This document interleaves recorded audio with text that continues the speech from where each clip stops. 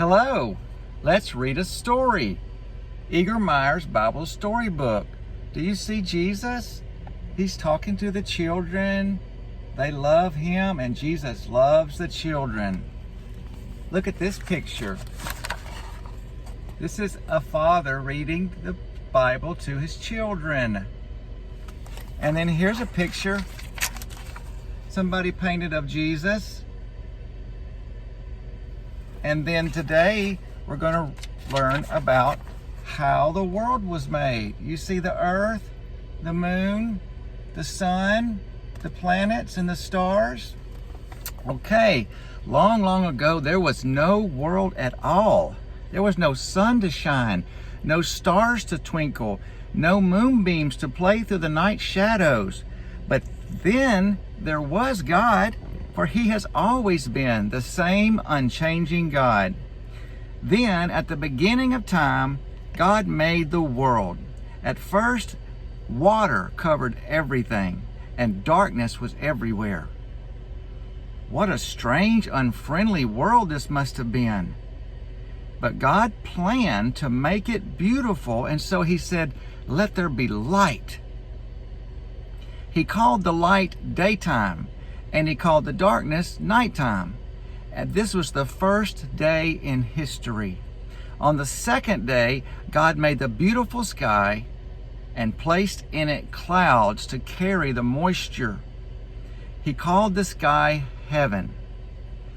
On the third day, he said, "Let the waters be gathered together into one place."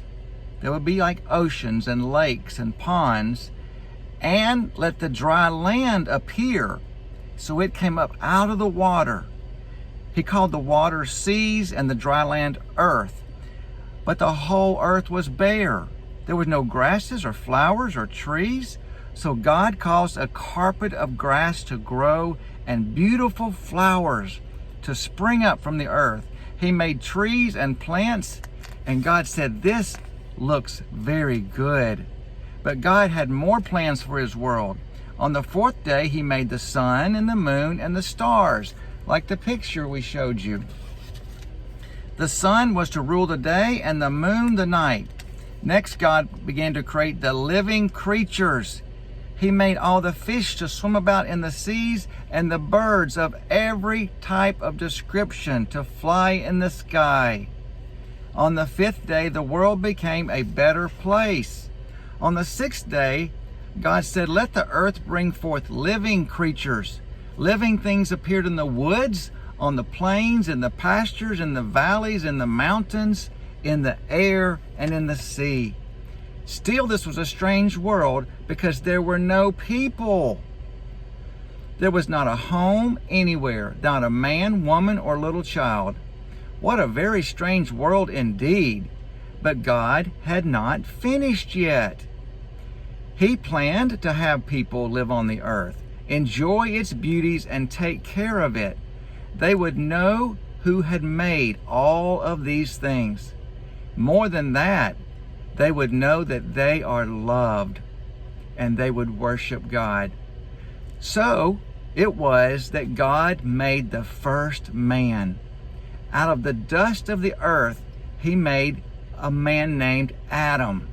He breathed into his body, and his breath brought life into Adam's body, and he stood up and became a living soul.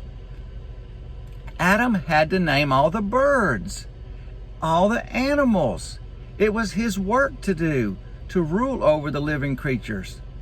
Now Adam was alone, and God said, "It's not good that Adam is alone. I will make him a helper."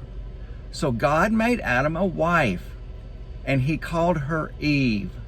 Adam loved Eve deeply. When the sixth day ended, God had made the world and placed everything in it just as he had planned.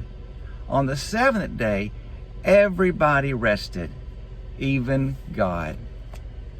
Jesus loves you.